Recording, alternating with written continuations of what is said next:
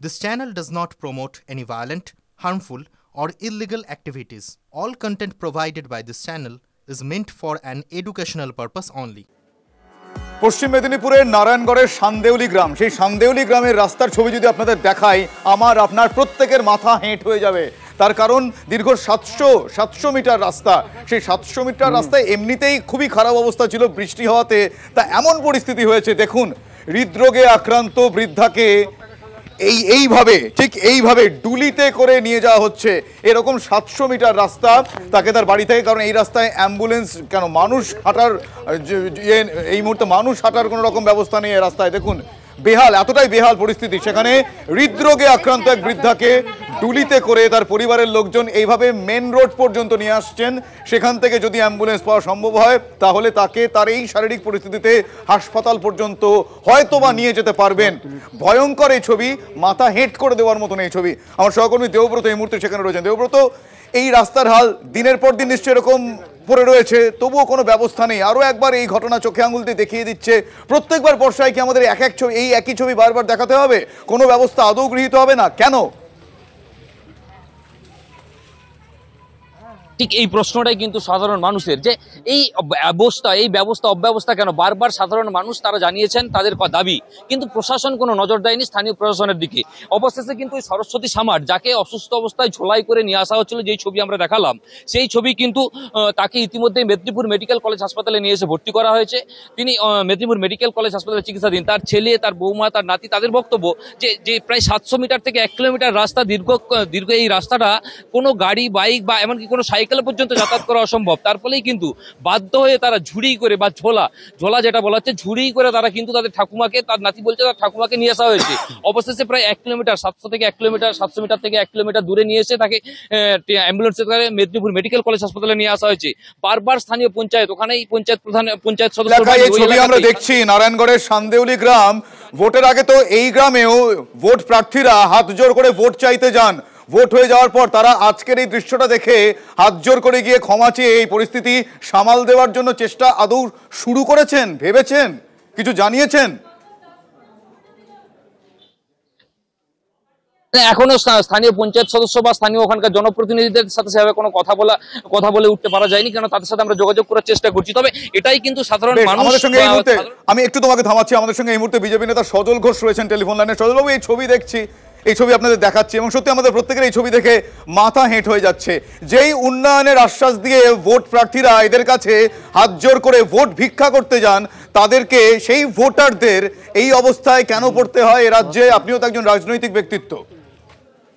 ছবিটা দেখে মনে হচ্ছে এই ছবিটাকে ব্ল্যাক অ্যান্ড হোয়াইট করে যদি লিখে দেওয়া যেত আজই হতে 100 বছর আগে, তাহলে ছবিটা সময়ের সঙ্গে মানানসই ছিল। মুখ্যমন্ত্রী সাদের হতশ্রী দশা আজকে আপনাদের সামনে বেরিয়েছে, আমাদের সবার সামনে বেরিয়েছে।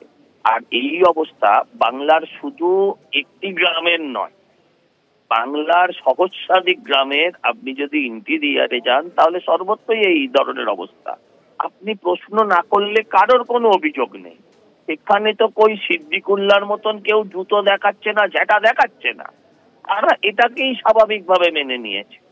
এই রাজ্যে এটাই স্বাভাবিক।